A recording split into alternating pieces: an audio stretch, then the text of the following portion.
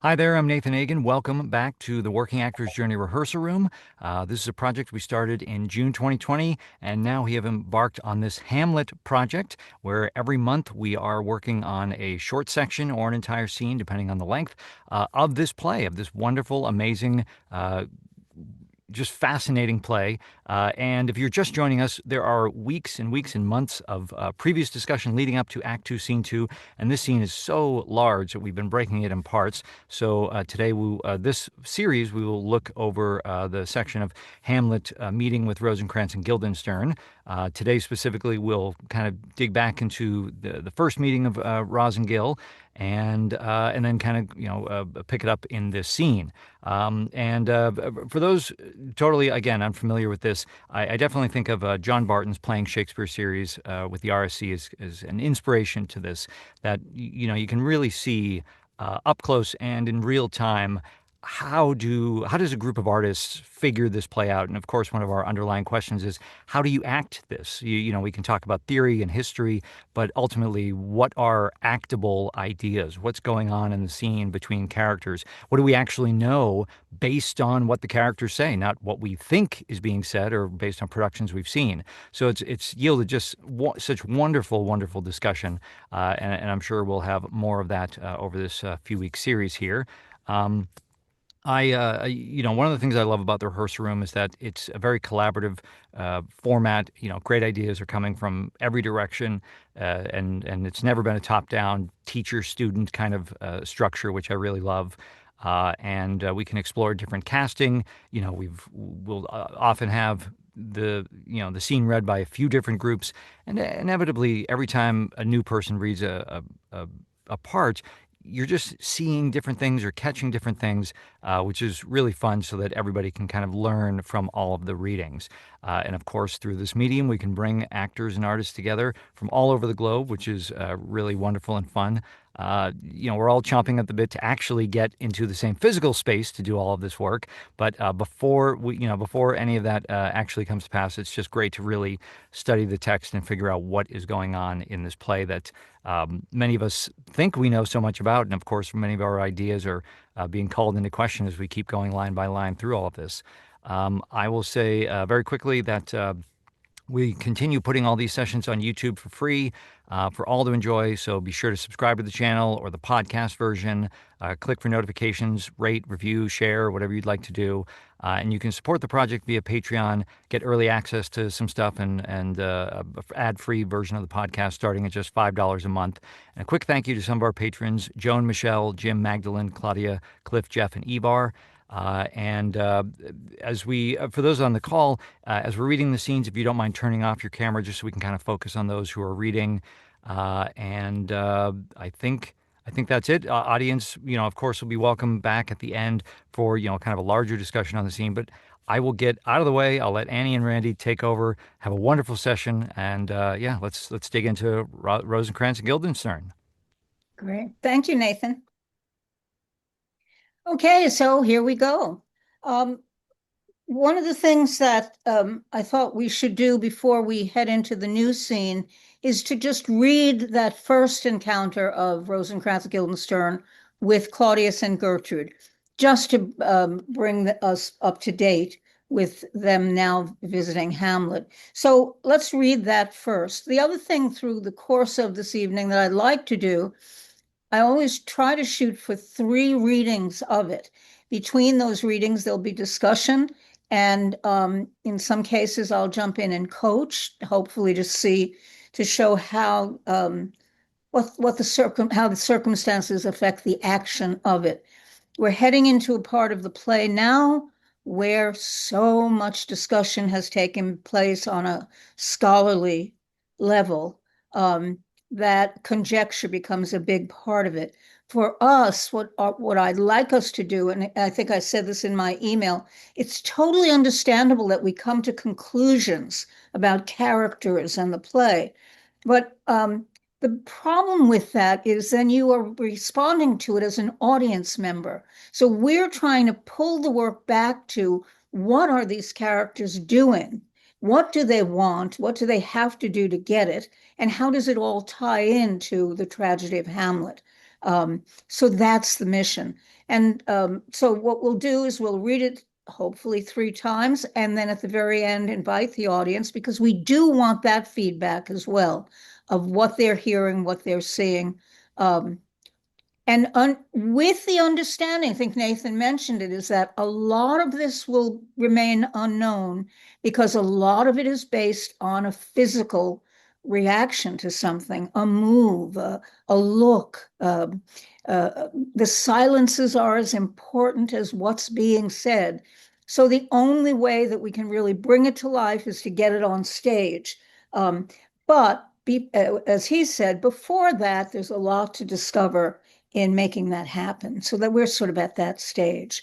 What I'd like to do is have Sarah and Liz, if Sarah do Rosencrantz, Liz, if you would, Guildenstern, Michele, would you do Gertrude, and Randy will do Claudius, and we'll just bring ourselves up to date with that.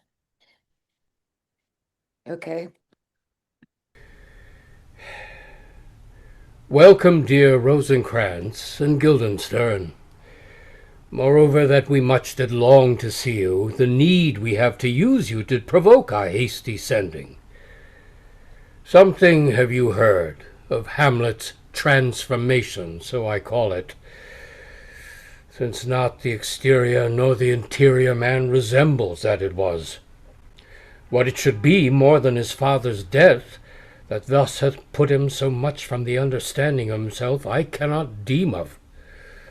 I entreat you both, that being of so young days brought up with him, and since so neighboured to his youth and humour, that you vouchsafe your rest here in our court some little time, so by your companies to draw him on to pleasures, and to gather so much as from occasions you may glean, that opened lies within our remedy. Good gentlemen, he hath much talked of you, and sure I am, 2 men there are not living to whom he more adheres. If it will please you to show us so much gentry and goodwill, as to expend your time with us a while, for the supply and profit of our hope, your visitation shall receive such thanks as fits a king's remembrance. Both your majesties, might the sovereign power you have of us put your dread pleasures more into command than to entreaty. But we both obey, and here give up ourselves in the full bent to lay our services freely at your feet, to be commanded. Thanks, Rosencrantz, and gentle Guildenstern. Thanks, Guildenstern, and gentle Rosencrantz. And I beseech you instantly to visit my too much changed son. Go, some of ye, and bring the gentleman where Hamlet is. Heavens make our presence and our practices pleasant and helpful to him. Amen. Good. Okay, so I think that should just give us the circumstance that Rosencrantz and Guildenstern are under when they go to meet Hamlet. They've been told that something they've heard. So Claudius has suggested that there is either a rumor or some word has gotten out about Hamlet's transformation. But they've both been invited here because of their friendship to Hamlet, which goes back to when they were young. And the idea of bringing him to something that he might enjoy, so that he may return back to the Hamlet that we all know and love. I think we also see that both Gertrude and Claudius are quite gracious in the way they invite them, the way that they do not command them to do what they want, that they simply are asking them to take on this task. And Gertrude reminds them that they will be most handsomely rewarded. Is there anything else have I included everything? Did I leave anything out that somebody else has noticed? I think, is that enough? The one thing I do want you to keep in mind as we move forward is not just the internal change of Hamlet, but the external, because this is something we're not going to see on Zoom. But when Rosencrantz and Guildenstern come to the lobby, they will be seeing Hamlet for the first time in at least some of the disarray that Ophelia has described. That there's been a change in his appearance and his clothing, and that's the first thing that they will see. Through the course of the scene, we'll find out whether what they're experiencing from him is a change from what they knew him to be, or that pesky antic disposition that we've been promised we'll see from time to time. Okay, so anything that anybody would like to add to that? Nobody? Nothing? Okay, so what I'd like to do then is to read the new encounter for the first time. And Liz, once again, I'm going to ask you to do Rosencrantz. Terry, I'm going to ask you, oh, I hope she's not muted. She's muted. How does everybody come back on? Hi. Terry, I Yeah. need you to do Guildenstern. Okay. And Ben, I'm going to ask you to do Hamlet. Okay, and so let's read that section and then we'll discuss when it's done. So can we go from which lines you like? My An honored right lord. after Polonius is There He Is. Right? Yes, so it begins with Rosencrantz. Yes. What, 12:05? No. I don't have numbers in front of my script. Does anybody? Yeah, say around 12:05. 12:65. Yeah. Oh, is it 65? Oh, yes, you're right. It is. The What's numbers are so little. 12:05. 65. 12:65. 12:65. Thank you. Good sir. Yes. So there you are. There he is. Thank you. Great. I'm Hamlet. God save you, sir. Mine honored lord. My most dear lord. My excellent good friends. How dost thou, Guildenstern? Oh, Rosencrantz, good lads. How do ye both? As the indifferent children of the earth. Happy in that we are not over happy. On fortune's cap, we are not the very button. Nor the soles of her shoe? Neither, my lord. Then you live about her waist or in the middle of her favour? Faith, her privates we. In the secret parts of fortune, oh, most true, she is a strumpet. What's the news? None, my lord, but that the world's grown honest. Then is doomsday near. But your news is not true. Let me question more in particular. What have you, my friends, what have you, my good friends, deserved at the hands of fortune that she sends you to prison hither? Oh, prison, my lord. Denmark's a prison. Then is the world one. A goodly one in which there are many confines, wards and dungeons, Denmark being one of the worst. We think not so, my lord. Why then 'tis none to you. For there is nothing either good or bad, but thinking makes it so. To me, it is a prison. Why then, your ambition makes it one. 'Tis too narrow for your mind. Oh, God. I could be bounded in a nutshell and count myself a king of infinite space, were it not that I had bad dreams. Oh, which dreams indeed are ambition, for the very substance of ambitious is merely the shadow of a dream. A dream itself is but a shadow. Truly, and I hold ambition of so airy and light a quality that it is but a shadow. Then are our beggars' bodies and our monarchs and outstretched heroes the beggars' shadows? Shall we to the court? For, by my fay, I cannot reason. We'll wait upon you. No such matter. I will not sort you with the rest of my servants, for to speak to you like an honest man, I am most dreadfully attended, but in the beaten way of friendship. What make you at Elsinore? To visit you, my lord, no other occasion.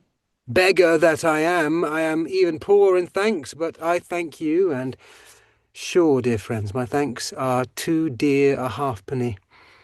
Were you not sent for? Is it your own inclining? Is it a free visitation? Come, deal justly with me. Come. Come. Nay, speak. What should we say, my lord? Why, anything. But to the purpose you were sent for, and there is a kind confession in your looks which your modesties have not craft enough to colour. I know the good king and queen have sent for you. To what end, my lord? That you must teach me.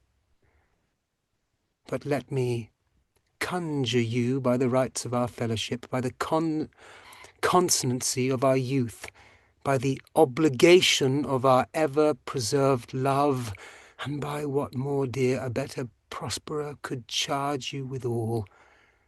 Be even and direct with me, whether you were sent for or no. What say you?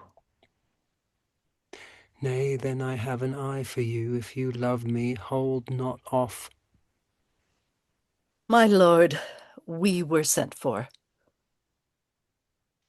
I will tell you why. So my anticipation prevent your discovery of your secrecy to the king and queen. Malt no feather I have of late, but wherefore I know not, lost all my mirth. We're going to hold right there because we're going to Great. put that next section, Yep. I think for next time, because we have quite a bit to discuss here. Here's something that is about to happen is we're going to be introduced to different actors playing Hamlet, and every Hamlet will bring himself to the role. So there, of course, that's true of all of the characters in the play, but because Hamlet is so famous a role, you'll find that the interpretations, even if we're following the circumstances and the actions, each actor will bring something to Hamlet that another actor will not bring. So, the reason I'm saying that is that some of the questioning that I will proceed with will be that question of how do you conceive of Hamlet? Who is your Hamlet? I don't know, Ben, that if you've given a lot of thought or not, but just even in this reading at this point, who is Hamlet for you up to this point, at least? Well, up to this point, he's a man in his own head. He's seen the ghost, and I think he's pretty certain that it was his father and it wasn't some evil spirit. And he's been given this information, but he's battling with it. So he sees his friends that he hasn't seen in a long time, and he knows why they're there, and he just wants them to be honest. He wants people to be honest with him. There's so much lies. It's lies and an undercurrent of deception throughout the whole court of fooling people, and he just wants truth. Good. Okay. And that's one of the things that's often said about the characters, that his journey is of a man who wants to find the truth. And so I think that we'll find that through the course of the play. Let me just hold on that for a second. Terry and Liz, tell me about your meeting with him. I Terry, want to be, we want to do a good job. We know there's a problem with him, and so we want to humor him. And I mean, for me, I wanted to be as kind to him as I could just to see what was going on. That's my job, and I'm going to be paid for it. And I think, as we were reading it, I guess I think he's so surprised initially to see them that it takes him a few minutes to think, oh, wait a minute, what are they doing here? So I think the initial part of the scene is they're, doing what the king told them to do, which is to be pleasant and make fun. And, they're making jokes and they're trying to, get him out of his dark mood, but it soon turns into his really putting the screws to them about why they're here. Yeah. Yes. And I think what you're describing is right. But I think what we need to do now is to explore how that comes to be through the course of the scene. Right. If he's on to them too soon, no need for the scene, and everybody can get their little black pencils out and get rid of it. Um, but I think the scene has been created in such a way to show them slipping up through Hamlet's line of questioning, through Hamlet's response to them, and then finally, of course, Hamlet's directly asking them to be honest. I mean, that one speech towards the end, having them, by everything that makes friendship friendship, be honest and direct with me. And that has an impact on them. Yeah. Because it's that moment where you start to see he calls it their modesty. They can't even be crafty because of how he is asking them to be truthful. It comes off of that speech. And that's why I think Rosencrantz says, what say you? Because he's been moved by Hamlet just then. And we don't know how Guildenstern feels, certainly, but he does come to the conclusion that there's no way they can go any further without telling the truth, and that he ends up saying. I want to point out a couple of things to you, and that is that you see those question marks in the beginning of the folio? Yeah, I wanted to comment on that because I think it's questioning the way he's looking. He's looking there's something odd. Is that why the question marks are there, I assume? That's the road I was going on. I think this is what I said earlier. We don't do that. We can't see that on Zoom, but this is the first time they are seeing him in that disarray. And a lot of texts will put an exclamation there. And of course, the difference is for them to say, my honored Lord, my great, but I think the questioning puts us back in the play, which is, my goodness, he looks so different. Is that you? Yeah. Then his question to them has the underlying meaning of, why are you here? My two good friends? You know? And then it makes sense of all three question marks. And we've started the play with a question. We've started the scene with a question. Hamlet now has a reason to continue because his goal is, why are they here? Their goal is, what is this change? And that will lead into all of the dialogue that follows. Makes sense to you? Yes. I think, yeah, go, Terry. I was just going to say what's interesting to me is he says, good lads, how do you both? And then they instantly start to make fun, to start to joke a little bit with him and take him off the attention of why are we here? So they're distracting him a little bit. So. Yeah. Well, I think that one of the things I'd like you all to remember is the first meeting with Horatio. Because that meeting is, why are you here? My lord, I've come to see your father's funeral. Don't mock me, fellow students. I think it was my mother's wedding. There's a very direct kind of conversation that happens between Horatio. Hamlet's using his wit to express his bitterness about the marriage, but it's very direct. We know that he's come from Horatio's left Wittenberg, and through the course of that scene, we find out why indeed he's there. But the beginning of it is all honest. I came to see your father's funeral. You notice that there's no mention of Rosencrantz and Guildenstern coming to the funeral or to the wedding. So the idea, once again, of the surprise of the two being here is What is their affiliation to the old king? What is their affiliation with Claudius and Gertrude? All we know is there was a friendship between Hamlet and these men at some point before.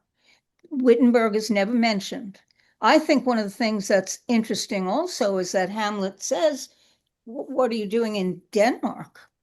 If you look at that line, he's not saying, he says Elsinore later, but the first thing is that Denmark, why are you here in Denmark? So where were they? Where were they from? Where are they coming from? They'll meet the players along the way from wherever they're coming.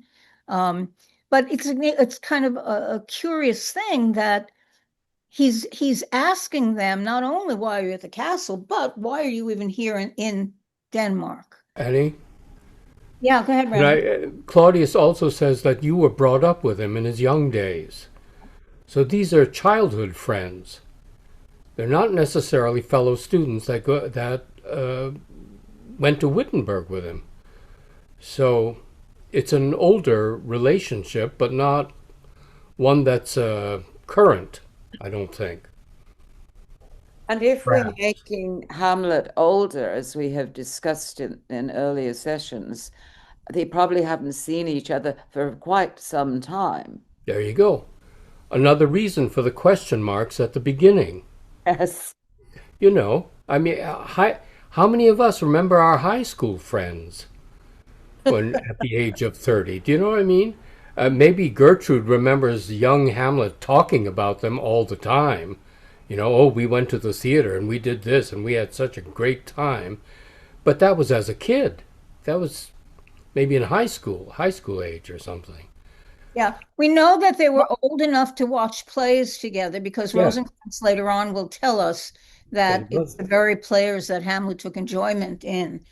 So that teenage ideas, they weren't babies, they weren't, little children. Or young men. But So- certainly at a time when Hamlet was celebrating life. I mean, the idea of Hamlet, we'll find out what theater means to Hamlet, how overjoyed he is when he hears that the players are there, that was a part of Hamlet's life that we don't know of when the play starts. But Rosencrantz and Guildenstern obviously do know about that, the Hamlet that we don't know. I think what I'd like to do is to take a look at how Hamlet, rather than saying he discovers right from the top, let's take a different path. And let's say, yes, he's curious. Yes, he's questioning. But let's see how he leads them to a point where they have to tell the truth. They're trying like hell. They're trying to keep Claudius and Gertrude's secret request secret.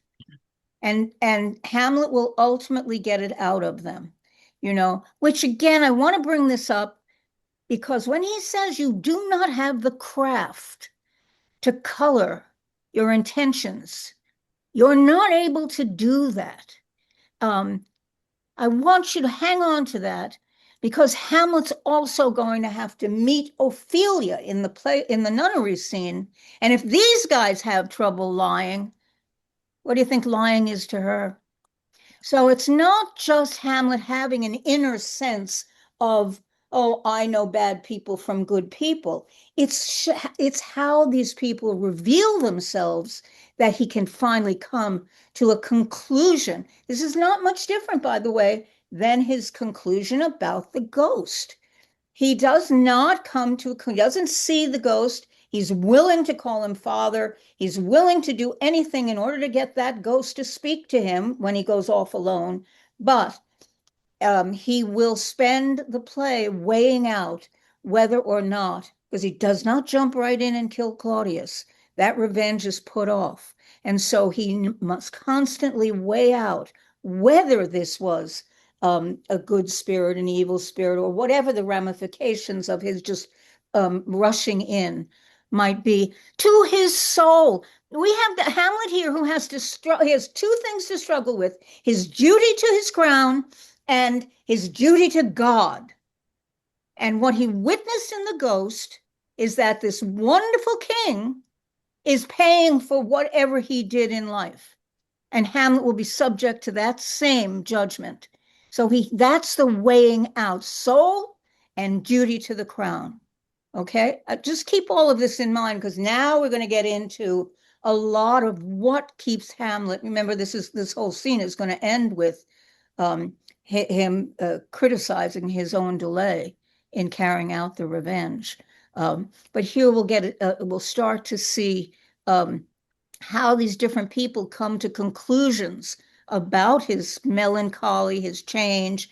Polonius says it's madness, but each one will now start to come to a conclusion based on what they want or what they have been promised, or what they need from him. Okay. All right. So can we just take a look? Yeah, go ahead, Liz. I just am curious about the bringing up of ambition. And when I first read it, it occurred to me that Rosencrantz sort of made a slip because he knows that he is smart enough to know that Hamlet should have been the king. So Right. there is something there. And I just wondered about that, whether he didn't mean to say ambition, but then he did, and then everybody goes along with it. But because that's the key thing, it's said 4 times. Yes, and here's the thing I want to add to that. Let's go back to what's said about fortune. On fortune's cap, we're not the very button, as Right. you are, Hamlet, Right. and you are because the current king has designated you his heir. They are not, whether they believe that he should be king, they're denying that right now and giving obedience to Claudius. They have made Claudius their king, in spite of whatever Hamlet, the rightful inheritance of Hamlet might be. Liz, I think that's where it starts. We're not the very button. Hamlet says, yeah, but you're not the soles of her shoes either. This goes back to what I was saying about Rosencrantz and Guildenstern when he started to do research, and I went off into the weeds of the cousins and the Rosencrantzes and Guildensterns were great personages in Denmark. That's not the important part. The important part is the costuming, that we dress them not as two poor people who need that reward from Gertrude, but we dress them as if they are part of an upper class. They attended school with Hamlet. Claudius and Gertrude aren't going to let anybody off the street come into the castle, or even deal with Hamlet. So now we have a way to dress them so that when Hamlet says, nor the soles of her shoes, we're making sense for the audience. And the groundlings now can participate because it's not just about words, it's suit the word to the action. They go together. And what do they say? He says, well, then you're in the middle of her fortune. Well, the middle of one's fortune, by the way, is the place where you have to make a decision. The decision place. Now, a lot of people say her privates is a sexual innuendo. The other part of it is who we serve. All right? We're her privates. We serve fortune. Bad mistake.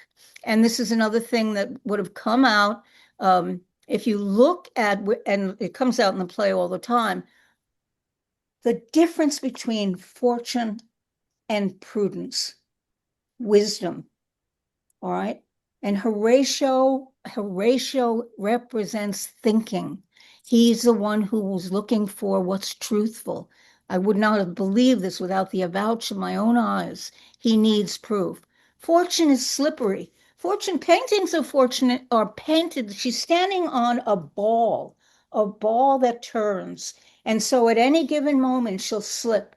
Or she's painted with a wheel. So at one point she's up at the top and then she goes down. She's not to be trusted. She will change on you. So with Rosencrantz and Guildenstern, the only reason I bring this up is that with Rosencrantz and Guildenstern, they have to make a choice. They're going to have to make a choice. And that choice is going to be between Claudius and Gertrude and their friend and the person who should be king, Hamlet. People's choices now will impact their journey and their end in the play. And we know ultimately what happens to them. But that journey, it starts innocent. Liz, I agree with you when you say that they're there to do their job, and they're going to be rewarded nicely for it. And I said to Randy and Nick this afternoon, we were discussing it, we have to understand that Claudius is, in the eyes of Denmark, Claudius is the rightful king. No one in the court has objected. And the king and the ghost himself has told us that all of Denmark has been poisoned to believe in Claudius. So Claudius, to the eyes of everyone in, not Horatio, and maybe not Marcellus, but to the eyes of everyone in Denmark, he's the rightful king. And he has the approval of the queen to prove it. So Rosencrantz and Guildenstern, it's not an easy, my point is, it's not an easy choice. They've got to weigh that choice out. And now Hamlet will give them that opportunity. And we'll see, obviously, what they choose as we move forward. But this first scene now is really about them trying to get to the bottom of what is different about him, what's changed him, and him finding out the answer to his first question. Why are you here? You know? And then what does it end with? We were sent for. But all of the scene is about getting there. Does that make sense to everyone? Yes. Where I'm going with it? Because that's the action. We have to find the action of these plays. I think the reason that people cut them so often is, yes, there are reasons. I know, listen, when Randy did Hamlet at the Guthrie, we were told that people had to leave the theater no later than 11 to catch a bus. And so we did it in Hawaii. We were told the kids are too hungry to sit that long without food. So I get those reasons. But I think there are other reasons that people cut the play, and that usually has to do with they don't understand what Shakespeare is doing with the action of it. They make a decision about these characters. Claudius is evil. Polonius is cruel to his daughter, uses her as bait, blah, blah, blah, blah. And we find all the negatives about the character in Act 1 and 2. In Act 2, what the hell are we going to do for 3, 4, and 5? And he should kill them. But again, it's up to us in the acting of it to let it unfold. Let it unfold. I was of the mind that Gertrude and Claudius were seedy in the way they were dealing with Rosencrantz and Guildenstern. But I'm telling you now, if I were directing it, I would make them the kindest monarchs on the map. I would make them feel, have Rosencrantz and Guildenstern, and Rosencrantz says it, you two might order us to do this, but your behaviors, and Guildenstern says, but no matter what, we'll obey. No questions asked, we'll obey. So that's what I mean by letting unfold. Don't make them villains yet. Let's see what happens to them, the course that they will bring them ultimately to Hamlet, allowing them to lose their lives. Okay? Yeah. The other one thing I want to bring up is that Gertrude has told us she believes the cause of Hamlet's melancholy is that her marriage, or the marriage and the death of the king. That's what she assigns to Hamlet's change. Polonius believes it's the rejection of Ophelia, and he thinks it's led to madness. He tells us madness. There was one other thing that led to extreme melancholy, and that is someone who was overly ambitious. And that's the trail that Rosencrantz and Guildenstern are on. It's your ambition that makes you melancholy. Go ahead, Terry. Annie, do you think there's any possibility, and I wish I'd paid attention to this when we read the first scene, that Claudius puts that idea in their head, that he's fearful that maybe Hamlet is ambitious and, is, or do you think they come up with that totally independently? I think they come up with it because I think Liz alluded to it before. I think they come up with it she said it was a slip, but I think they come up with it because they feel, what does he have to complain about? Yeah. He's the heir, and they accept Claudius as the king. They're not two people who've said, I know he shouldn't be king, but I'm going to go with him anyway. That hasn't happened yet. All of Denmark believes he should be king. That's why Hamlet has to go on the path of discovering whether or not what the ghost said was true. So you have these people who, it's going to happen with Ophelia too. Ophelia will obey not only her father, but the king is going to be behind that arouse.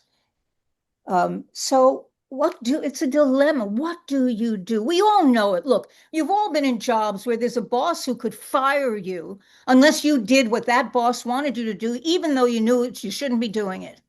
Well, the hell with that. I have kids I have to feed, and I need that salary. So, okay, I'll tell him he's the best boss in the world. No skin off my teeth.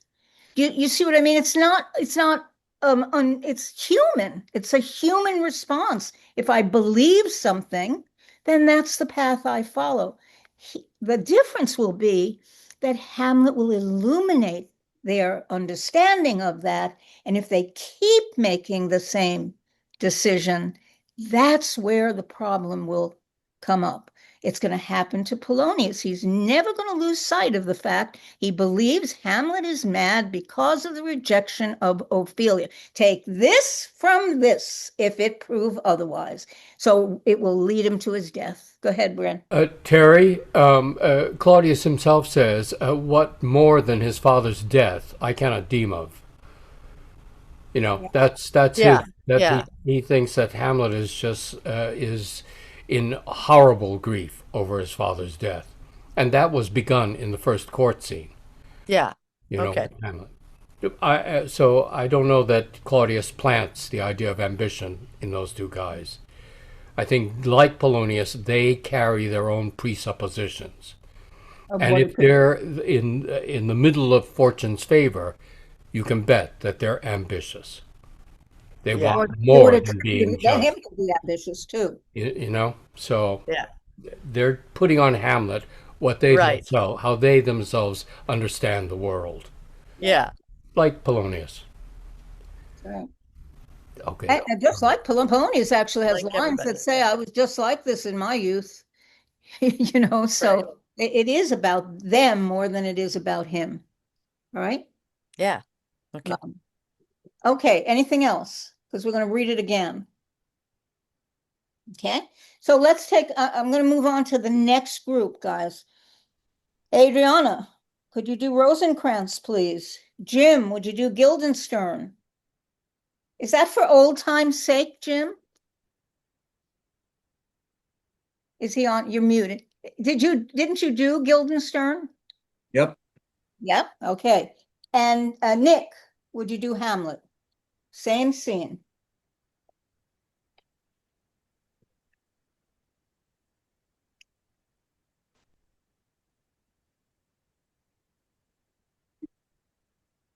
God save you, sir. Mine honored lord. My most dear lord. My excellent good friends. How dost thou, Guildenstern? Oh, Rosencrantz, good lads, how do ye both? As the indifferent children of the earth. Happy that we're not over happy. On fortune's cap, we're not the very button. Nor the soles of her shoe. Neither, my lord. Then you live about her waist, or in the middle of her favor. Faith, her private suite. In the secret parts of fortune? Oh, most true, she's a strumpet. What's the news?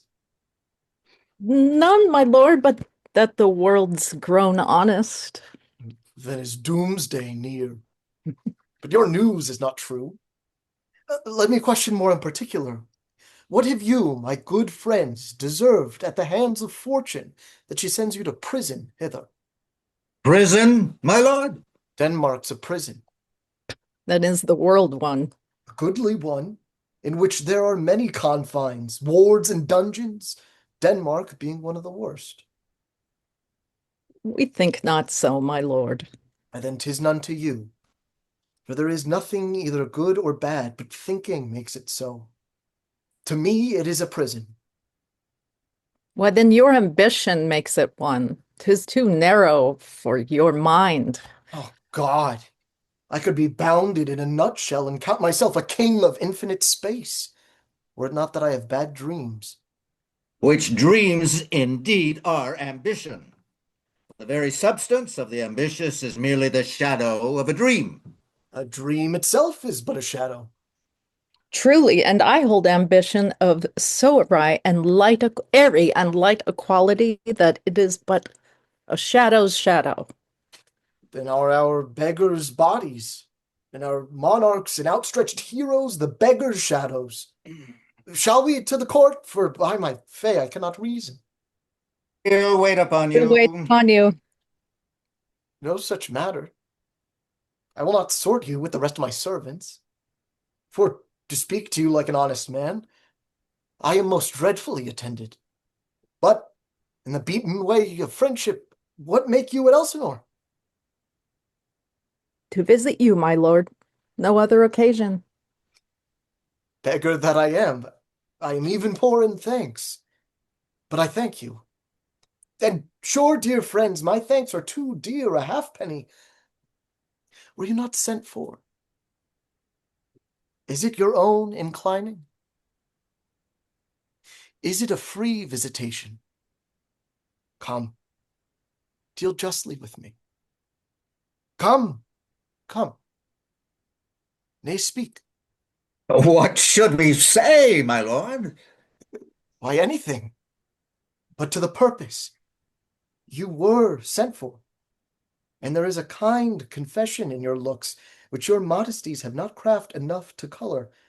I know the good king and queen have sent for you. To what end, my lord? That you must teach me. But let me conjure you by the rights of our fellowship, by the constancy of our youth, by the obligation of our ever-preserved love, and by what more dear, a better proposer could change you withal. Be even and direct with me, whether you were sent for or no. What say you? Nay, then I have an eye of you. If you love me, hold not off. My lord, we were sent for. I will tell you why. So my anticipation prevent your discovery of your secrecy to the king and queen won't no feather. I have of late, Okay, wherefore we'll stop there, Nick. Yeah. Good. Okay.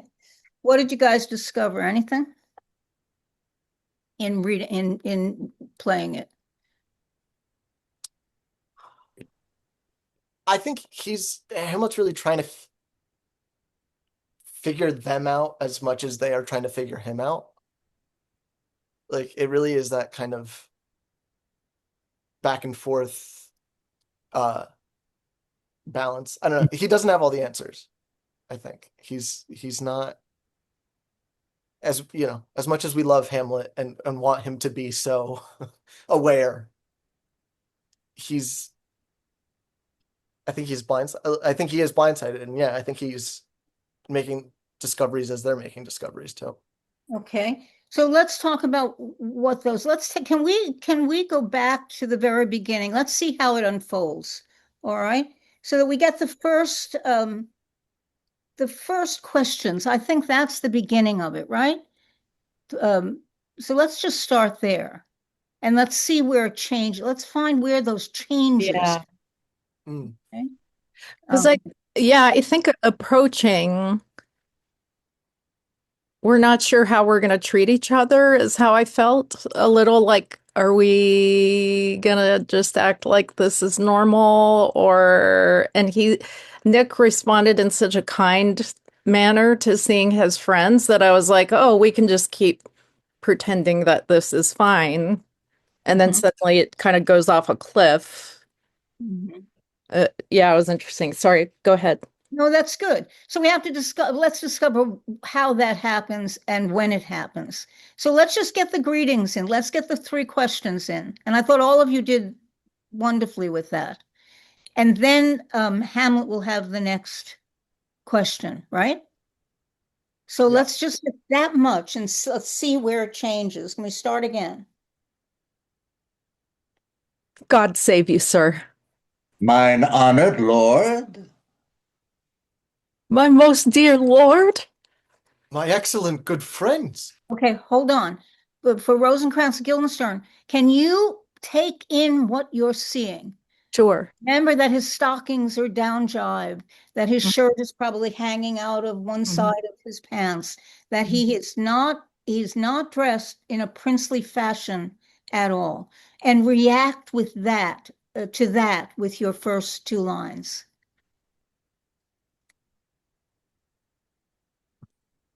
God save you, sir. Mine honored lord.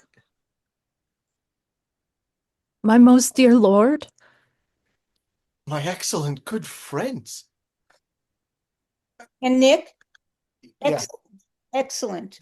Make sure that, Excellent. yeah, because that will key into what you're saying to them. I think when Adriana said you were kind to them, that's not a bad thing to be. But I think my excellent friends, let the question mark be there, but don't throw away the word excellent. Okay.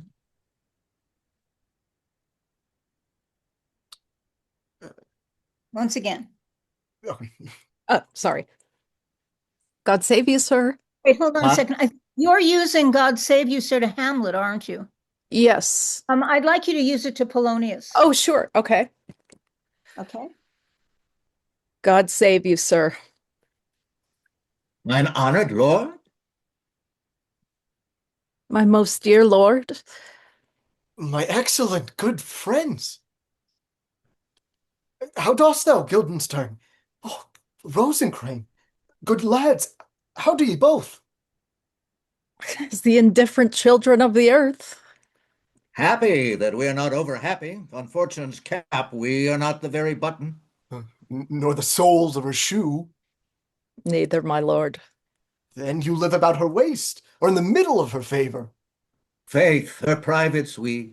Good. Hold on a second, guys. What I'd like you to do with this section now is to allow it to be jokey, a kind Okay. of, oh, well, you're not that well, you know what I mean? Let it be comfortable, let it be relaxed rather than anything too cautious from it. Okay. The caution will come, I think, after privates, we, and Hamlet will refer to fortune being a strumpet, because that will lead to your next question. But what have you deserved at the hands of fortune that she sent you hither? You see what I mean? This fortune section is just, it's good. It's good fun. It's being clever with each other instead of too intense too soon. Yeah. At the top? Yeah. Okay. And you don't have to say, God save you. Oh, I've got the first line now. Sorry, Jim. Yeah. Mine honored lord. My most dear lord. My excellent good friends. How dost thou, Guildenstern? Oh, Rosencrantz, good lads, how do ye both? As the indifferent children of the earth. Happy that we are not over happy. On fortune's cap, we are not the very button. Yeah. Nor the soul, Yeah. nor the soles of her shoe. Neither, my lord. Then you live about her waist, or in the middle of her favor. Faith, her privates we. In the secret parts of fortune. Oh, most true. She is a strumpet. Good. That's the end of that sequence. Now the next question. What's the news? Yeah, see how it changes. All I want you to again recognize is that little moment together, ha ha ha, fortune, ha ha ha ha ha. Okay, done with that. What's the news? New question. Because Okay. every question is going to throw them off a little bit. None, my lord, but that the world's grown honest. Then is doomsday near? But your news is not true? I'm sorry. Let's go back to what's the new. Let's go back to Yeah. Hamlet beginning. That's Sorry. Okay. Annie, in the secret parts of fortune, almost true, she's a strumpet, what's the news? Is that, I have it, it's printed here kind of like broken up lines. Is it leaping? Is it pausing? let me get it first. I just think I'm taking that what's the news as like, I guess that's why it's heavier than a different thing, than a different I have change. what I have is that it's first of all prose, so it's not verse. In the secret part. Oh, okay. Oh, most true. She is a strumpet. What's the news? Period. What's the Okay. news? So, and long spelling on news. Yeah. Okay. Okay. Does that help? Yeah, yeah. I don't know. Can we go from somewhere else? Yeah. Sure.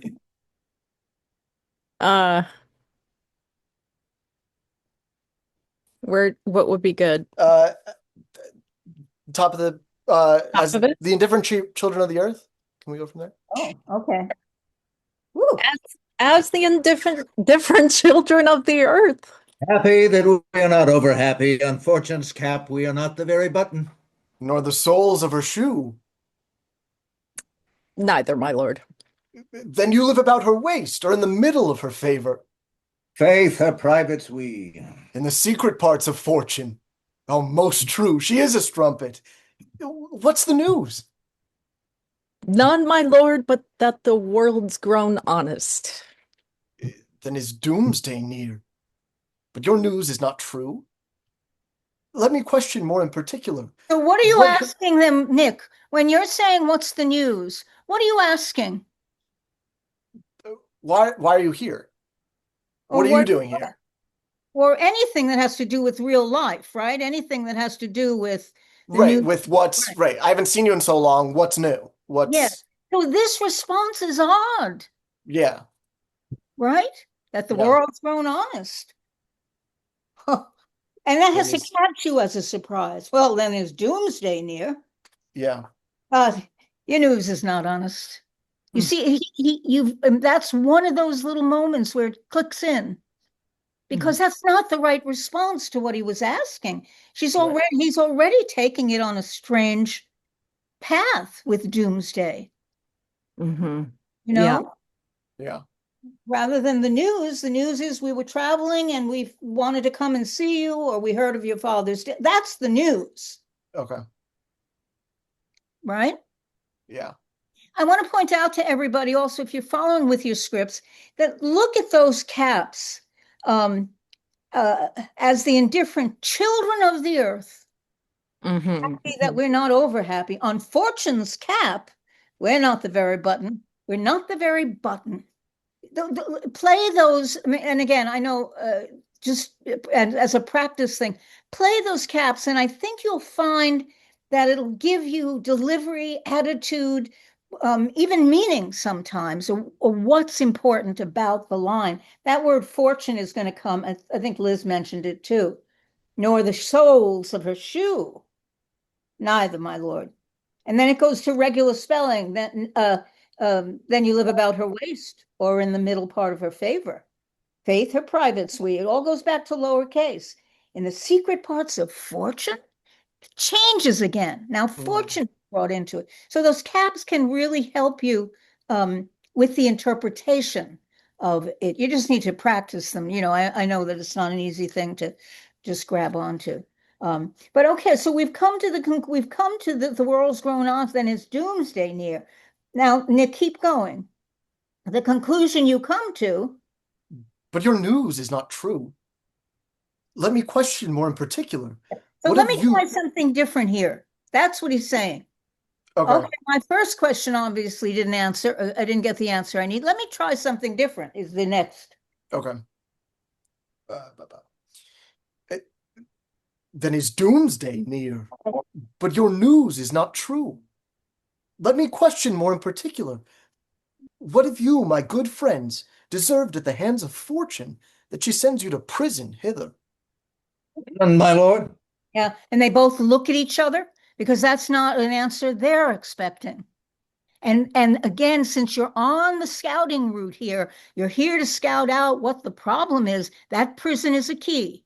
That's the first key we have to, oh, prison, whatever, But the word prison that he's saying it's a prison may lead you into why he is melancholy or what's troubling him.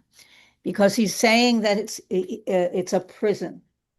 And then now this will be the next sequence. So let's keep going. Denmark's a prison. That is the world one. Goodly one, in which there are many confines, wards, and dungeons, Denmark being one of the worst. We think not so, my lord. Why then 'tis none to you, for there is nothing either good or bad, but thinking makes it so. To me, it is a prison. And why is it a prison? Because I can't go back to That's right. Wittenberg. That's right. Rosencrantz and Guildenstern are free to do whatever they want. They're choosing to follow the king and queen. That's Rosencrantz told us that they could command, but they've decided not to. And Claudius says, I beseech you, or Gertrude said, I beseech you to visit my son. Claudius pleads with them. So there's no prison for them in Denmark. For you, there is. As long as we know that that's what we're talking about, right? Okay. So let's keep going. Why then your ambition makes it one. Okay, now, Adrian, now we're at the new, and that ambition has that capital A on it. So Yeah. give yourself a chance to realize it rather than just shooting back an answer. Okay, yeah. Why then your ambition makes it one. 'Tis too narrow for your mind. God, I could be bounded in a nutshell and count myself a king of infinite space, were it not that I have bad dreams. Yes, and let's talk about that for a minute. What is that? The ghost. The dreadful, yeah, okay. But what is he saying when he says, my God, I could be bounded in a nutshell? I could be, I'm not, he's not ambitious. Yes, that's right. You're wrong. Right. He could have a tiny little space and it'd be too much. Yes. Except that he I has have bad dreams. And those dreams are of what you have to do because of the command that has been given to you. Right? Yeah. That's for the actor to know. Again, as I say this stuff, it's so you can play it. It's not, the audience isn't going to sit there and say, oh, he's talking about the ghost. It's about the actor playing that. You see what I'm saying? Okay. Yeah. Okay. So let's keep going. Which dreams indeed are ambition, for the very substance of the ambitious is merely the shadow of a dream. A dream itself is but a shadow. Truly. Okay. Well, let's just take a moment here. Which dreams indeed are ambition, for the very substance of the ambitious is merely the shadow of a dream. So the substance, what makes somebody ambitious is the dream for something more. Mm-hmm. Right? Right. Yeah. So that's what he's just said. And Hamlet diminishes it. A dream is but a shadow. Yeah, there's nothing. It's ethereal. You can't hold on to a dream. Right? And then Rosencrantz will continue that. Truly, and I hold ambition of so airy and light a quality that it is but a shadow's shadow. Yes, so that a dream itself is more substantial than ambition, because a dream we can have it in our sleep. We can see it. But ambition we can't see. So that's why it's a shadow. Okay? And then Hamlet. And are our beggars' bodies. And our monarchs and outstretched heroes, the beggars' shadows. Shall we to the court? For by Yes, my fay I it cannot has to reason. culminate, Nick. It has to culminate in that. Yeah, in They're beggar. tripping each other up. You know, they're having a good time with this, but they're tripping. They keep putting in ambition, ambition, ambition, and you're disproving everything that they're saying. Yeah. Well, that's true. What you just said is true, is that a dream is but a shadow. Shadow. Well, then beggars are real. Beggars are the real thing, are the solid things. And monarchs are just monarchs because beggars will give them that power. allegiance. Yeah, that's right. Okay. Okay, so it's getting more tangled, but here's where it is so tangled that Hamlet comes to, oh, shall we go to the court, right? Right. So let's take that line. Let's do then our beggars' bodies and our monarchs' outs. It's all one sentence, and then that, yeah. So let's take it from Rosen. Truly, and I hold ambition. Truly, and I hold ambition of so airy and light a quality that it is but a shadow's shadow. Then are our beggars bodies, and our monarchs and outstretched heroes the beggars' shadows. Shall we to the court? For by my fay I cannot reason. We'll wait upon you. Yes, now here's another little thing I want to point out, and that is, shall we to the court? He's not being literal. He's saying, I need to go to a place where people can judge this thing because I can't reason it out any further. All right? So his is a response. Shall we to the court? The courts are the place where we work this stuff out. You guys take him literal. You think he's going to the court. And so you say, we'll follow you. Right? Yeah.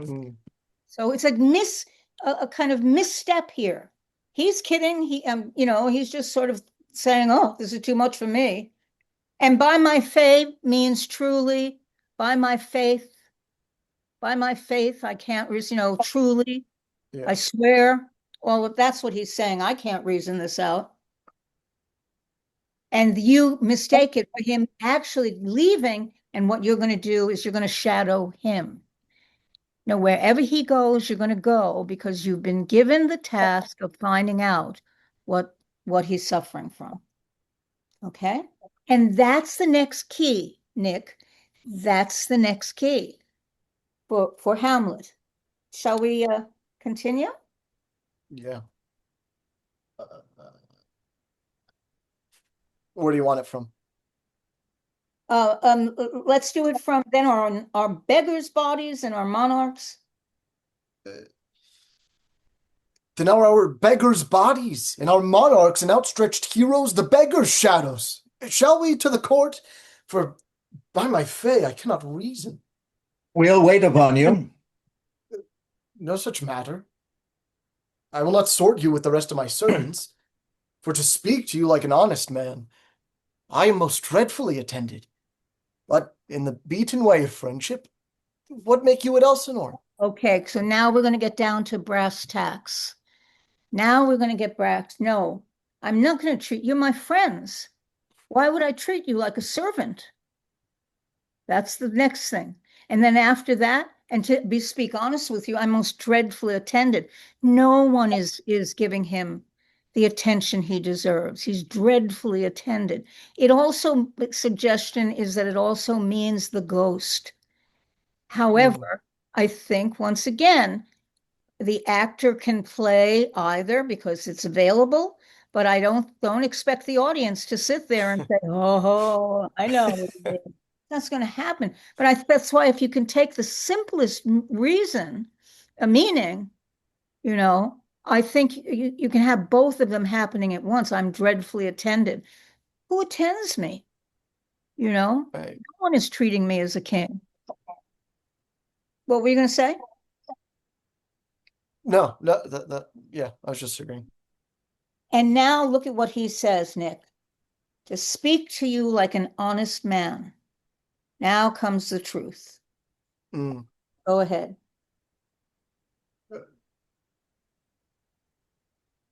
No such matter. I will not sort you with the rest of my servants. For to speak to you like an honest man, I am most dreadfully attended. But in the beaten way of friendship, what make you at Elsinore? To visit you, my lord. No other occasion. And is that true? No. Yeah. So inside, you have to know you're lying. Yeah. And Yeah. And I grant think it's a kind of lot. hurts to start lying to him. Say it again, Adriana. It feels like it hurts to start lying to him. Mm.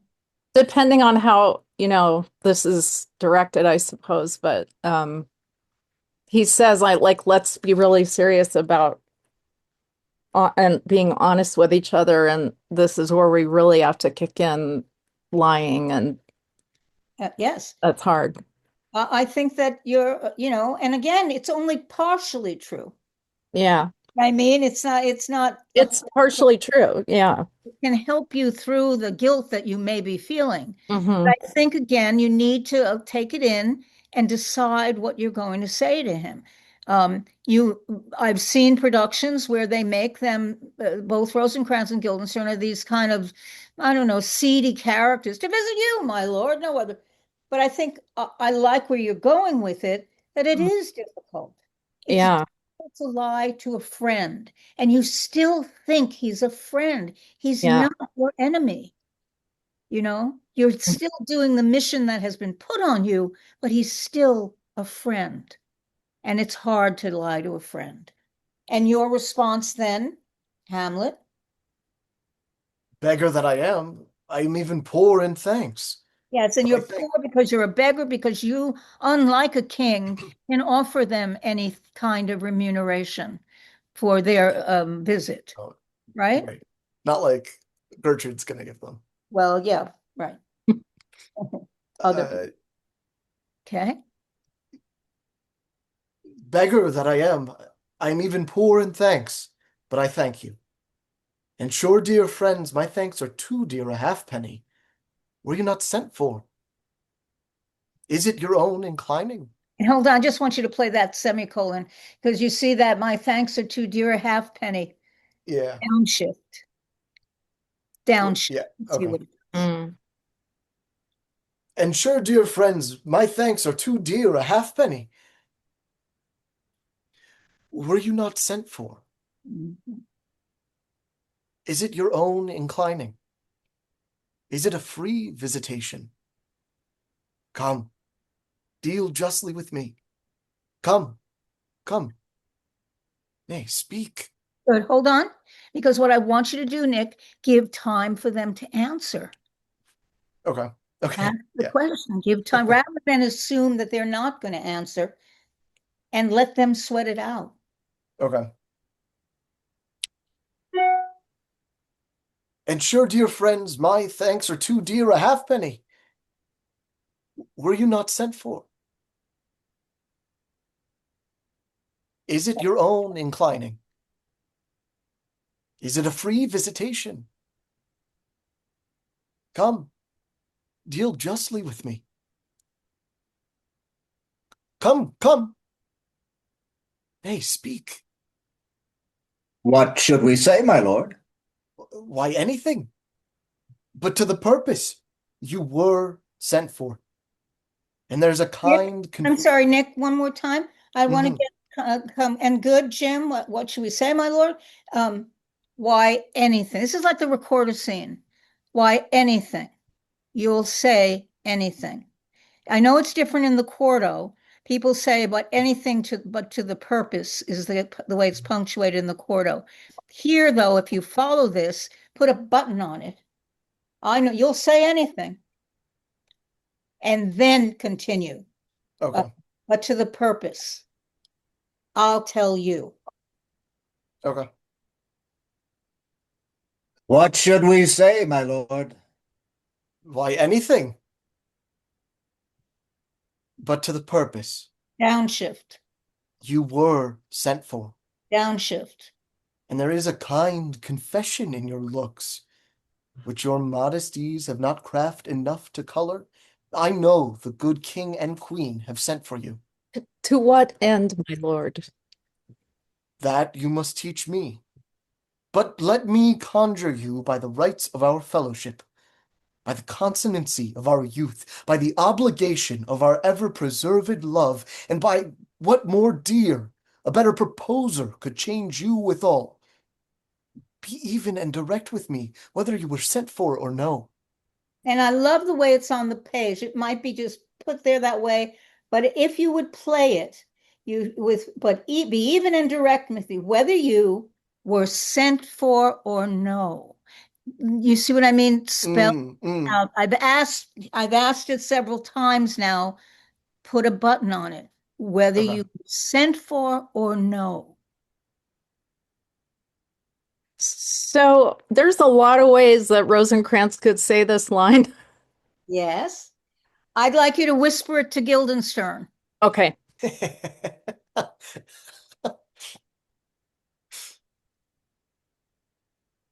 What say you? That's Hamlet. Oh, wait. Where do you want us to go Sorry, I came to the end of your "were sent for" or no. from? You You want to go back? Yeah, go back to that. That you must teach me. okay.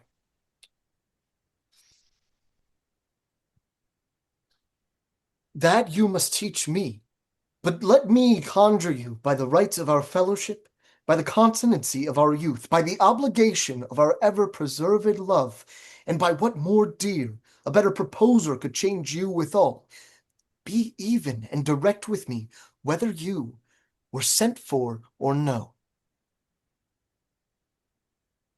What say you?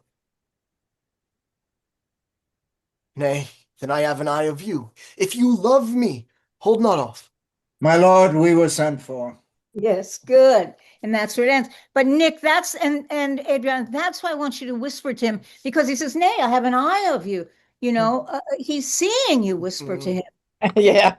and Guildenstern has no other choice. You're the one who let the cat out of it. I mean, Rosencrantz is the one who sort of let it all out by that move, and Guildenstern knows there's nothing else to do. My lord, we were sent for. End of it.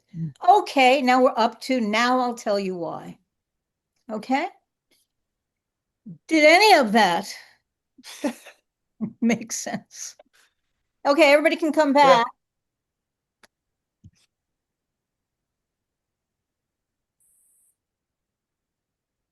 Annie, even just listening to all the different sections that you laid out was so helpful visually for me, even though we're not physically doing this together. I felt like all of the different layers of what all three of them were trying to understand and figure out all came together when we broke this down. So I got so much out of this. But I would probably take the last of our time talking about all the things that I got from it. So I won't go into too much detail, but I really did find all of that to be so helpful in understanding where all of these feelings and purposes of everybody being there and saying what they were saying at those specific moments very helpful. Yeah, and that's all I want. That's all I want to point out. Listen, everybody's going to act it differently. I mean, I'm working with a particular group of actors and taking what they're doing and then seeing how I can help guide that in some way by what the play tells me. Now, that never feel that we've accomplished Hamlet. We'll go to our graves not knowing. It's just too vast a play. But we should be able to play. I don't want us to ignore what's on the page by assuming. I know so many that beggar's body thing drove me crazy. It takes a lot of work to flesh that out, to say not only here's what it means, but what can it be doing? Why is it there? How is it being played? And again, with the understanding that don't think of it as, oh, I have to make all of this clear to the audience. If the action is clear, a lot of it has to be clear to the actor. So the actor can play, as Adriana said, that's tough to lie to him. Wonderful. That's a human response. Is it the only one? I don't know, but I loved it in the moment because whatever makes these characters human, I want to see more of it. Because if that's not our search, ladies and gentlemen, we are not going to get anywhere with each other today. We've stopped believing that we're human beings. And these plays teach us that that's who we are, showing us our faults, showing us our foibles, all of our mistakes put out there in these characters. We should see ourselves in every one of them. Rather than, oh, that's not me. I'd never treat my daughter that way. Oh, no, I'd never be a friend like that. Baloney. Baloney. Any one of us could be subject to that. So to try to understand them so then you can present that to the audience. Anything anybody else noticed in the play itself or in what was being said, not my stuff, but actually Shakespeare that I may have overlooked or that you made a discovery about? So, if I may, so go ahead, Michele. Sorry.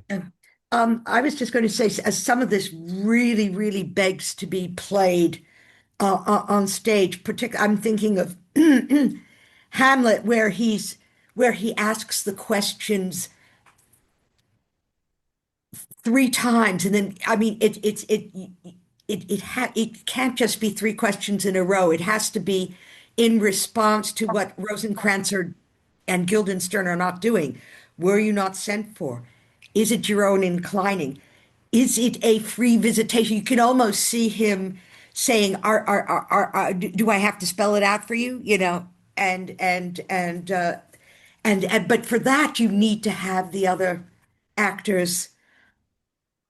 What do we do now? Yeah.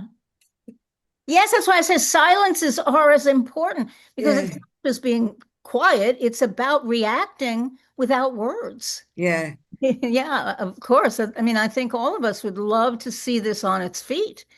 And you're right, Michele, it's essential to really figure out all of those moments that happen. I just, Yes, oh, I'm sorry, go ahead. go And ahead, then the Ben. emotion comes out of it. Come, deal justly with me. They're stones that, he's frustrated. It's Yes. Yeah. Go ahead, Ben. I was going to say there were two things. One is the dreams. He mentions the dreams, that he's been having bad dreams, and that clearly later on in the most famous speech, he talks about dreams, devoutly to be wished. He's worried about the dreams. He's obviously haunted by dreams as he can't sleep. And then there's this thing, the what make you at Elsinore. Elsinore is in italics. I don't know if in the first folio it's in italics.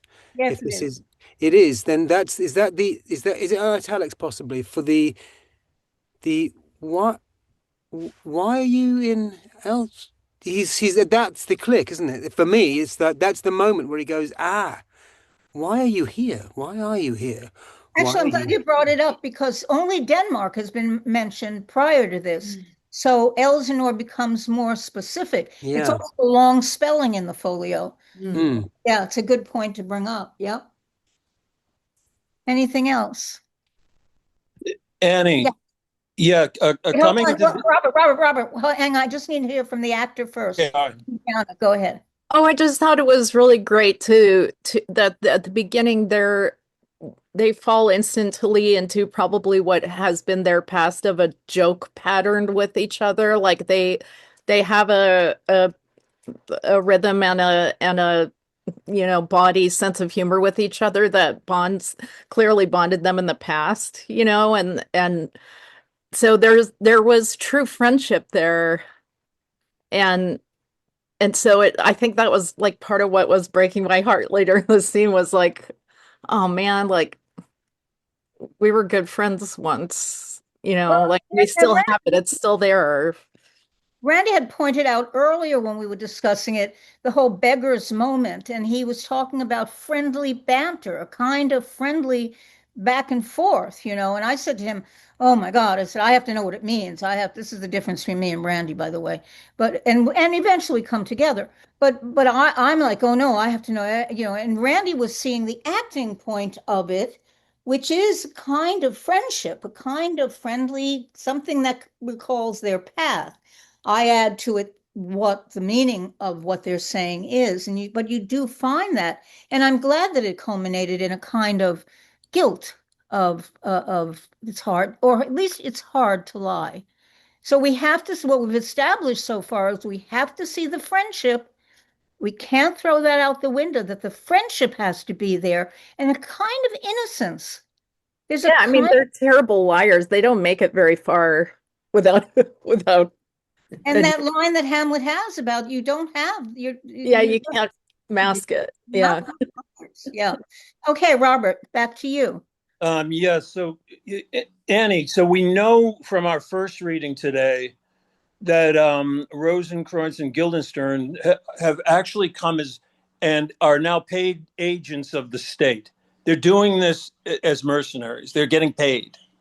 And essentially what we know is in this scene, when we see Hamlet addressing them, we know from the beginning that Hamlet knows the answers before he asks the question. So in some ways, he's like an interrogator. He's like a cop with a couple of people in an interrogation room, and he's now working them. The first time he knows that they're lying. First of all, they're not mercenaries, Robert. You're making them mercenaries. Are they being paid? Let me finish. They're not mercenaries. They are not asking for money. The queen, out of the kindness of her heart, says to them, you will be rewarded. They don't come in saying, I know I was hired to do this task. That's out of the queen's gift to them. That's different than a mercenary. Before you start making them what you want to make them, just be clear on that. Well, the other thing is, Hamlet does not know the answers to all the questions, or he wouldn't ask the questions. Okay, you're on. No, I think this is the brilliance of Hamlet. I think this, and we saw this in Polonius. Though madness is the inquiry, his madness has a method to it. He's much more conscious of this. What we need to ask ourselves is, so from the beginning, as the indifferent children of the earth, they're not indifferent, and he knows this. And then he works them on this. He basically is using his brilliance, and he's working on them. And they say, oh, fortune's cap. And he says, no, the soles of her feet. You're dirt. He's essentially taking and applying dirt. And then you're not the soles of her feet, nor the soles of her foot. Right. He's not saying you're dirt. Nor the soles of her shoe. Why? So in any ways, and then he comes into the strumpet. That you're not beggars, that you are not the top, you're not the monarch, but I wouldn't complain too much because you're not at the bottom of the rung either.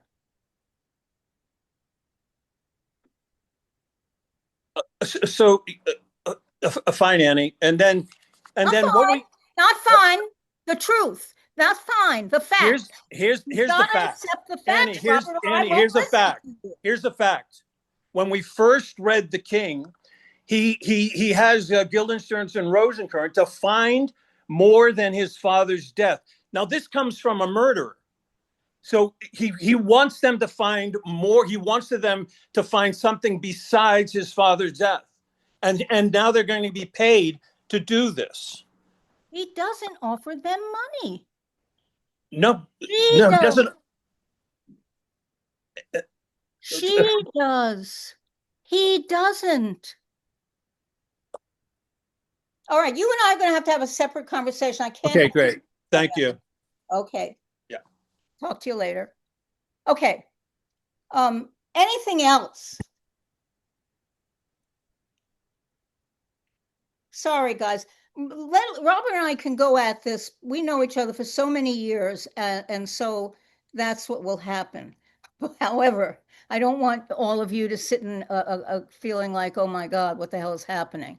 And as you can see, I can handle myself. So let's talk about the next scene. All right, the next reading of it, because I want to move on to it, but I want to make sure everybody's clear in the fact that Hamlet is being honest with them. He says it in his speeches. Look in the speeches. If you want to find out what the characters are about, look in what they're saying. Be careful of too much subtext underneath what they're saying. That's a very modern technique now, subtext. Shakespeare says, the character says what he means, and then if he doesn't mean it, later on we'll find out that it's not truthful. Okay? All right. Can we read it? Yeah, somebody. Just on his Hamlet's last, before he gets into his last, like, what a piece of work is a man, before that, the to what end, my lord, that you must teach me. Yep. What is he? What's I've got it until be even and direct with me. I get lost. But let me conjure you by the rights of our fellowship. Well, why are you lost in that? He's asking them on all the levels, the deepest levels of friendship, every form of friendship. He's asking them whether they were sent for or no. That's what he wants to know. And he's asking them to remember the closeness of friends, you know, in all of that. And then he says, whether you were sent for or no. And then it's Guildenstern who says, to what end? Well, that I don't know. That you must teach me. Because if you were sent for, they told you why. I don't know why you were sent for. You know, that you must teach me. Do you see what I'm saying? And the better proposer could change you withal. Is that just charge like you. Someone else could do it better? Okay, hold on. It's charge, not change. Oh, it's charge. Yep. It's dark in here. That someone else could do it better? Yeah, that's right. So anybody who could do it better than me. Yeah. Okay. But does that make sense to you? I want to just make sure. That it was just not forming in my mouth. Okay. Thank you. Oh, anything else? I'm getting too old for this. I had a heart attack. Does anybody care? We all care. Thank you, Liz. Okay, I'd like to read it one more time. Let me see. What time is it? Oh, great. We have one more time. We can get to it. And Randy, I'm going to ask you to do Hamlet. And I was going to ask Sharon, but let's see.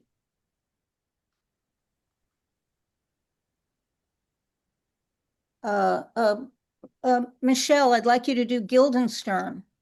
Okay. Liz, I'm just going to jump and ask you to do a Rosencrantz. Okay, again. And whenever you're ready.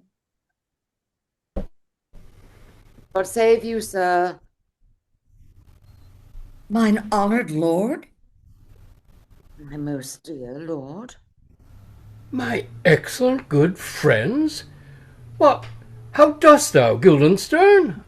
Rosencrantz, good lads, how do you both? As the indifferent children of the earth. Happy in that we are not over happy.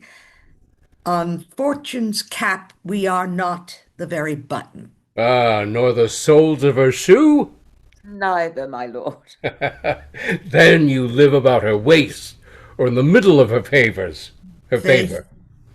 Her privates we. In the secret parts of fortune? Most true she is a strumpet. What's the news? None, my lord, but that the world's grown honest. Then is doomsday near. But your news is not true. Let me question more in particular. What have you, my good friends, deserved at the hands of fortune that she sends you to prison hither? Prison, my lord? Denmark's a prison. Then is the world one. A goodly one, in which there are many confines, wards, and dungeons. Denmark being one of the worst. We think not so, my lord. Why then 'tis none to you. For there's nothing either good or bad, but thinking makes it so. To me, it is a prison. Why then, your ambition makes it one. 'Tis too narrow for your mind. Oh, God!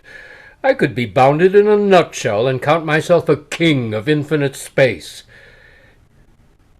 Were it not that I have bad dreams. Which dreams indeed are ambition. For the very substance of the ambitious is merely the shadow of a dream. Oh, a dream itself is but a shadow. Truly, and I hold ambition of so airy and light quality that it is but a shadow's shadow. Oh, then are our beggars' bodies, and our monarchs and outstretched heroes the beggars' shadows. Shall we to the court? For by my fay I cannot reason. We'll wait upon you. No such matter. I will not sort you with the rest of my servants. For to speak to you like an honest man, I am most dreadfully attended. But in the beaten way of friendship. What make you at Elsinore? To visit you, my lord. No other occasion. Beggar that I am, I'm even poor in thanks. But I thank you. And sure, dear friends, my thanks are too dear a halfpenny. Were you not sent for? Is it your own inclining? Is it a free visitation? Oh, come, deal justly with me. Come, come. Nay, speak. What should we say, my lord? Why, anything. But to the purpose. You were sent for. And there's a kind confession in your looks, which your modesties have not craft enough to color. I know the good king and queen have sent for you. To what end, my lord? Well, that you must teach me. But let me conjure you by the rights of our fellowship, by the consonancy of our youth, by the obligation of our ever-preserved love, and by what more dear a better proposer could charge you withal, be even and direct with me whether you were sent for or no. What say you? Oh, nay, then I have an eye of you. If you love me, hold not off. My lord, we were sent for. I will tell you why. So shall my anticipation prevent your discovery of your secrecy to the king and queen. Moult no feather. Good. Good. Okay. Great. I think we're moving forward. I think that scene now has a reason, has a shape to it. And I think a lot of you will now think further about it and email me with other things that you're thinking about, which is great. And we'll take a look at it again next week. All right. Anything that anyone would like to add? Very exciting. I'll say for myself that I do enjoy hearing 3 different versions of it. Because as I said before, I think every actor will bring something different to it. And that once we have the map for it, and that's what I kind of look at it as, a map. Here's the circumstances and here's the route that we're traveling, then the actors will fill in the storytelling part of it. And the audience will respond differently. The audiences will come to a conclusion about what they're seeing based on who they are. I think that's the genius of Shakespeare for me, is that he knows how to hold that mirror up in such a way that each audience member will see their nature. They're not seeing the final truth of anything. They're seeing themselves and the way they think. Randy? You know, sometimes we forget that the audience has seen Hamlet meet the ghost. They have heard the ghost speak. They know all of that. So they know something the other characters do not know. And they're with Hamlet now, watching him having to maneuver, knowing what he knows and what he needs to find out. So I think that's what attaches the audience to him as they watch him maneuver, being besieged by all these people. First Polonius, then Rosencrantz and Guildenstern. The players come in. And before the play within a play, he's got to meet the most promising person in his life, Ophelia. So we watch him have to juggle all that, knowing that he has to commit a murder at some point. We talked about the other night, and I said to Randy, for me, one of the things that the journey leads to is the readiness is all. Yeah, how does he get there? And so that things happen. He didn't know the players were coming. He didn't know Rosencrantz and Guildenstern were coming. He didn't know that, this is, again, scholars will disagree with me. He didn't know that Ophelia was going to tell Polonius. There's so much that Hamlet does not know, but it falls right into his path so that he can make the next decision. Play within the play would have never happened if those players didn't show up. Fate made that happen. And that's going to have the same thing on the ship when he finds the letter. Every event is something that happens to Hamlet that ultimately brings about the very end of the play.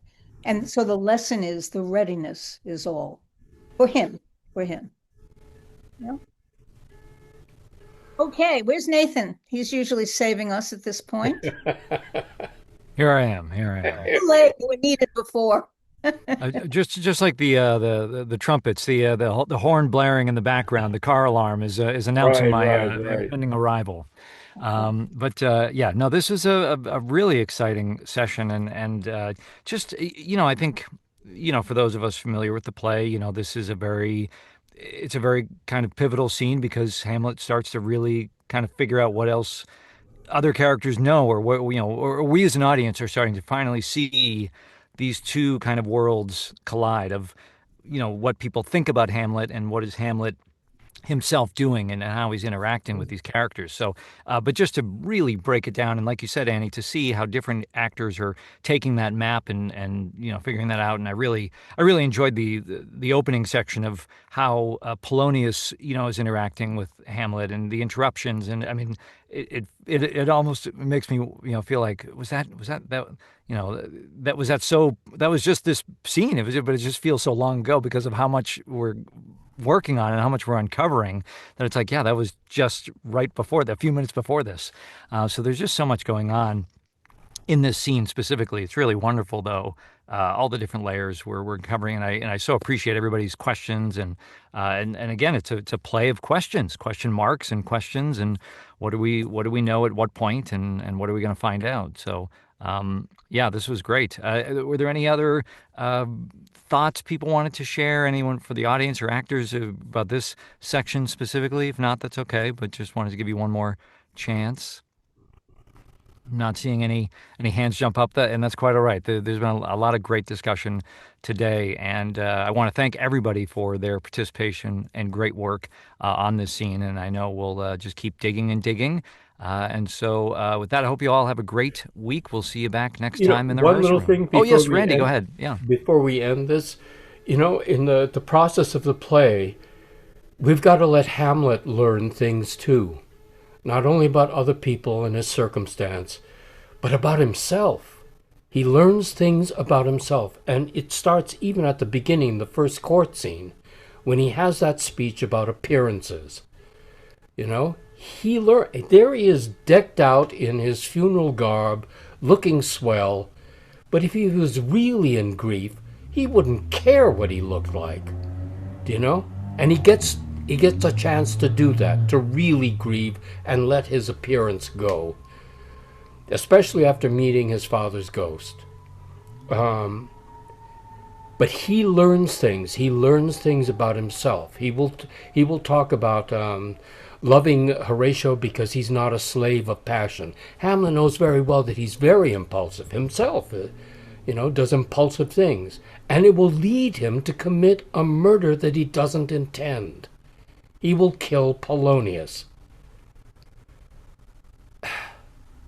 And, Randy, just before one of the things you're bringing up is making real something that I've done a lot of reading about is that each one of these young men is different in how they and one of the feelings is that with Fortinbras that he's a soldier, Fortinbras, that Horatio's the thinker, and that somehow Hamlet falls between both of those. And of course you have to add Laertes to that, but that each one of those young men deal with the situations in front of them differently, and Hamlet is kind of all of it. So he is at one point the warrior, the emotional one, and then the thinker. He's all of it. Well, Yeah, no, these are really wonderful points that both of you bring up, and I was talking about with Annie before the call that Shakespeare does this great uses this great device of all these characters talking about what Hamlet is like, and then we get to see him. And Randy, to your point, it's like we're learning things about Hamlet as he's learning things about himself, and yeah, it's just a really fun challenge to kind of withhold. Well, what is actually happening? What actually is the text presenting us versus what does Polonius think, or Gertrude, or Rosencrantz and Guildenstern?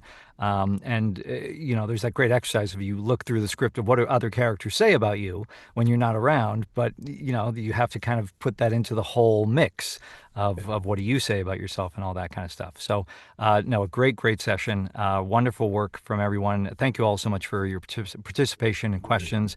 And we will see you all next week. Have a great time. We'll see you back in the rehearsal room. Glad to see you all again. Yes, indeed. Bye.